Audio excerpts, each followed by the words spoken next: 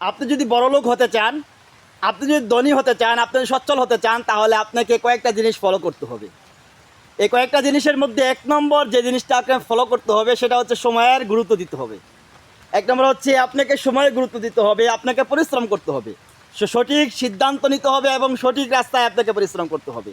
যদি আপনাকে সঠিক সিদ্ধান্ত নিতে পারেন আর পরিশ্রম করেন, তাহলে কখনো ধনী হতে পারবেন না। আর যদি সঠিক সিদ্ধান্ত নিচ্ছেন ঠিক আছে, কিন্তু পরিশ্রম না করতে পারেন, তাও আপনি ধনী হতে পারবেন না। এর জন্য বলতেছি, আপনার ধনী হতে চাইলে আপনাকে সঠিক সিদ্ধান্ত নিতে হবে এবং সময়ের প্রতি গুরুত্ব নিয়ে আপনাকে সামনে অগ্রসর হতে হবে এবং ভরসা রাখতে হবে আল্লাহর উপর, বিশ্বাস রাখতে হবে আল্লাহর উপর। আপনি নিজের উপর নিজে বিশ্বাস থাকতে হবে, আপনি নিজের উপর নিজে ভক্তি থাকতে হবে, আপনি নিজের উপর নিজে কনফিডেন্স থাকতে হবে যে আমি অবশ্যই পারবো, অবশ্যই আমি পারবো। সেই পারার উপর আমাকে দৃঢ় বিশ্বাস এবং দৃঢ় সংকল্প থাকতে হবে এবং সে অনুযায়ী আমি চেষ্টা করে যেতে হবে। যদি এটা করতে পারি, তাহলে আমরা সফলতার দিকে যেতে পারবো। 2 নম্বর আরেকটা জিনিস হচ্ছে, যখন আপনি সঠিক সিদ্ধান্ত নিলেন এবং সঠিক পরামর্শ নিয়ে সঠিক সিদ্ধান্ত নেওয়ার পর আপনি যখন সেই সঠিক সিদ্ধান্ত অনুযায়ী আপনি চেষ্টা করলেন, এখন কি করবেন? আপনি চেষ্টা করলেন ঠিক আছে, কিন্তু আপনি আরও কিছু নিয়মকানুন আপনাকে ফলো করতে হবে।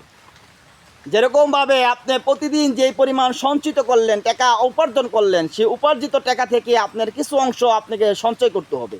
যখন আপনার সঞ্চয়ের মন মানসিকতা আপনার থাকবে, তো অবশ্যই আপনি একদিন না একদিন ধনী হতে পারবেন, একদিন আপনি বড়লোক হতে পারবেন। যেরকমভাবে মানুষের বিপদ আপদ আসবে, মানুষের অভাব অনটন আসবে, মানুষের ক্ষতি সাধন আসবে, যদি সেটা আসে, তাহলে আপনার সঞ্চিত অর্থ থেকে আপনি ব্যবহার করতে পারেন এবং আপনার সঞ্চিত অর্থ থেকে আপনি সেটা ব্যয় করতে পারবেন। আর যেটা করবেন না, তাহলে আপনাকে সুদের কারবার যেতে হবে, আপনাকে মানুষের কাছ থেকে হাত পাততে হবে।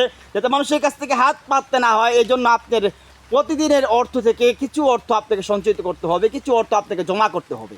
সেই জমার মন মানসিকতা আপনার ভিতরে রাখতে হবে। হতে পারে একদিন জমা করতে করতে আপনার পরিমাণ টাকা হয়ে যাবে, সেই পরিমাণ টাকা দিয়ে আপনাকে ব্যবসা বাণিজ্যের মধ্যে বিনিয়োগ করতে পারেন। একটা গরু কিনতে পারবেন, একটা ছাগল কিনতে পারেন, একটা মুরগিও তো আপনি কিনতে পারবেন, কি না? তাহলে সেই উপার্জিত অর্থ থেকে যখন আপনি এই কাজটা করতে পারবেন, তখন আপনার চাকরির পাশাপাশি একটা ইনকামের ব্যবস্থা হবে। আপনি যেটা না পারলেন, একটা দোকান দিতে পারলেন। আপনি যদি না পারেন, তাহলে একটা গরু কিনতে পারেন। আপনি যদি সেটাও না পারেন, একটা ছাগল তো আপনি কিনতে পারেন। সেই ছাগলটা আপনি সারা বছর বিক্রি করার, সারা বছর পাওয়ার পর বছর শেষে যখন বিক্রি করবেন, সারা বছর আপনি চাকরি করে চললেন, কিন্তু আপনার 1 টাকা সঞ্চিত হলো না, 1 টাকা আপনার আয় হলো না, 1 টাকা লাভ হলো না। বছর শেষে যে আপনি গরুটা বিক্রি করলেন বা ছাগলটা বিক্রি করলেন, বছর শেষে যে আপনার সঞ্চিত অর্থটা আপনার কাছে আসে, সেটা কিন্তু আপনার জন্য লাভ।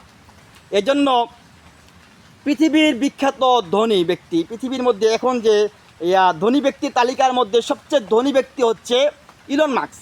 ইলন মাস্কের উক্তি হচ্ছে, আপনার প্রতিদিনের যে ইনকামের থেকে কিছু অংশ আপনি সঞ্চিত করেন, এটা আপনার একসময় ধনী হওয়ার জন্য ব্যবস্থা করে দিবে।